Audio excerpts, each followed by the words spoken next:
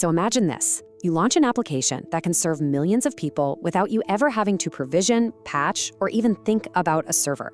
It's not science fiction, it's the serverless revolution, and it's all powered by services like AWS Lambda. We're going to dive into how this one piece of tech is completely changing how we build things in the cloud. You know, for the longest time, the model was pretty simple.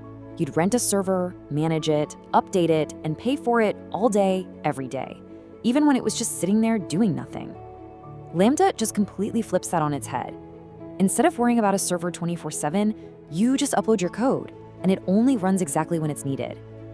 That is the fundamental shift from constant management to on-demand execution.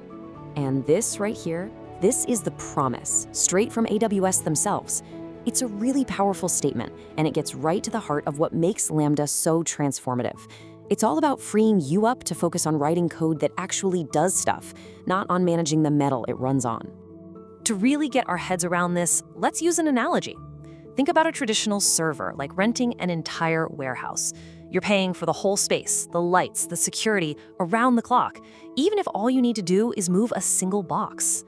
Lambda? It's like hiring a specialized little robot that just shows up, does that one specific task, like moving your box, and then it's gone. You only pay for the exact time that robot was working. So this brings us to the big idea, serverless computing. Now, the name's a little misleading. Of course, there are still servers. The critical difference is they're not your problem anymore. AWS is handling all of that underlying stuff so you can just focus on what really matters, your code. So in this serverless world, what does our code actually look like? Well, it gets packaged into what we call a Lambda function. You can think of this as the instruction manual for our little on-demand robot. It's that specific piece of logic all wrapped up and ready to go at a moment's notice. But how does our robot know when it's time to work? That is where a trigger comes in. A trigger is just an event, any event, that tells your Lambda function, hey, it's go time. It's basically the start button that kicks the whole process off. So what kind of start button are we talking about here? Well, pretty much anything you can think of. And that's where the real power is, the variety. It could be a user visiting your website, a new photo being uploaded to us3, or even just a simple scheduled time, like every night at midnight. All of these things can trigger your code to run. All right, so we have our code and we have a trigger. But what about the environment our code actually runs in? Let's take a look at the key settings you'll need to configure. These are pretty much the four main levers you get to pull. First, you pick your runtime. That's the language your code is written in. Then you set a timeout, which is a super important safety net to make sure a function doesn't run forever and cost you a fortune. The IM role is like its security badge, giving your code only the permissions it needs. But the really interesting one here is memory. With Lambda, when you give your function more memory, you're not just getting more RAM, you're also getting more CPU power. That's a huge detail when you're trying to optimize for speed and cost. Okay, that's the theory, but where does the rubber meet the road? Let's check out some common situations where Lambda is an absolute game changer.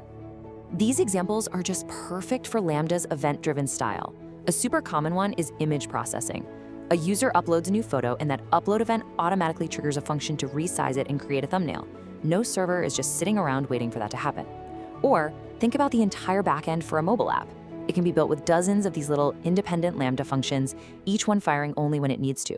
That's what efficiency at scale really looks like. Now, I know this might sound a little complex, but you'd be surprised how incredibly straightforward it is to get your first function up and running. Let's just break it down. And really, that's it.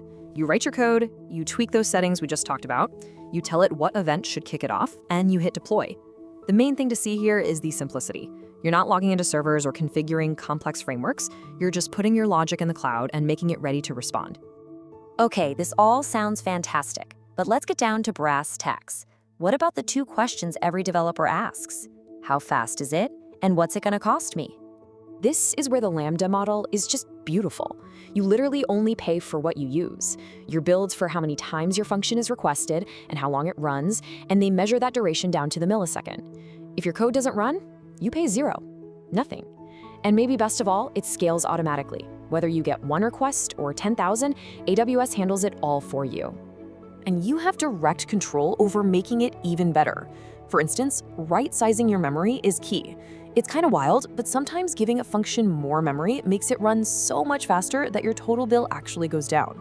You can also flip a switch to use AWS's own Graviton 2 processors, which can give you a pretty serious performance boost for less money. So it all sounds perfect, right? Well, there is one little nuance we need to talk about. What happens to our on-demand robot when it's been sitting on the shelf for a while and suddenly gets called to do a job? This is what's called a cold start.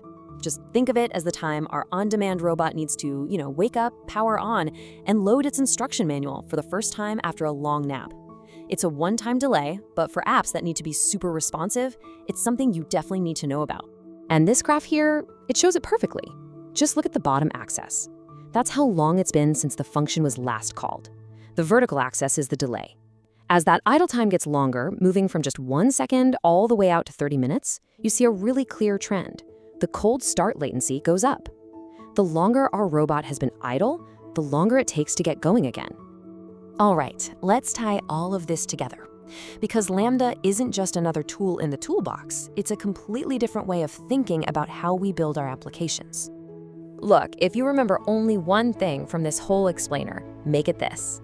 With a traditional server, you are the system administrator. With Lambda, AWS is the system administrator. Your job shifts completely from managing machines to writing code that just responds to events. And honestly, that's the most exciting part of all this.